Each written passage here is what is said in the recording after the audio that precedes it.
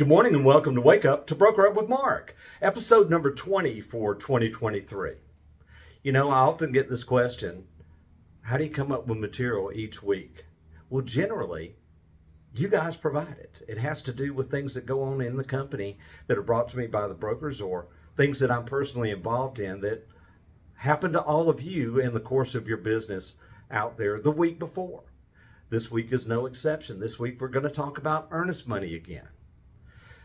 Sellers want the earnest money to be as high as possible. Sometimes the sellers don't care about whether the transaction closes, they care about whether or not they can claim the earnest money. And oftentimes they become stubborn and obstinate based on the amount of earnest money that's in the purchase and sale agreement. To that end, if you're representing a seller, you got to make sure that the earnest money is collected by the other side. When you represent a buyer, the buyer needs to only put down enough earnest money that if they lose it, they can afford to lose it. Because things can and do go wrong outside of any contingencies that may favor the buyer. What brings this up is that this week we had a buyer who, in effect, defaulted on a purchase and sale agreement. They had no contingencies to protect the buyer.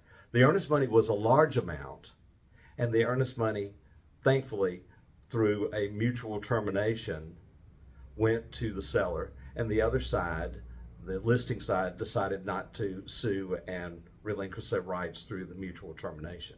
But it could have been a lot different, and it could have been a lot worse for the buyer because the buyer may have been on the hook for commissions in addition to the loss of the earnest money.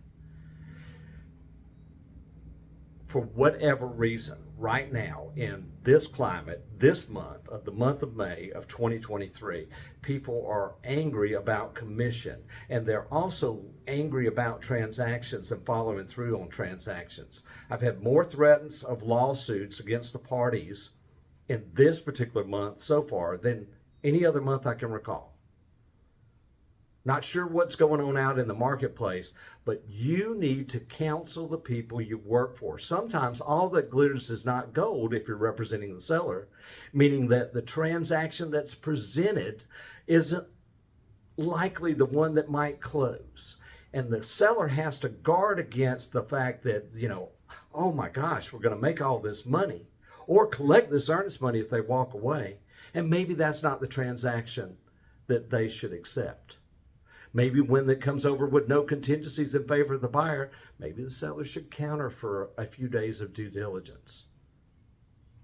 When it crashes and burns, it's never pretty, regardless of what happens to the earnest money. The flip side on the buyer side is the same thing. Buyers are willy-nilly going back out there and doing whatever they want to do, only to not have it work, and then their earnest money is at stake. Pay attention to that and counsel the people that you work with.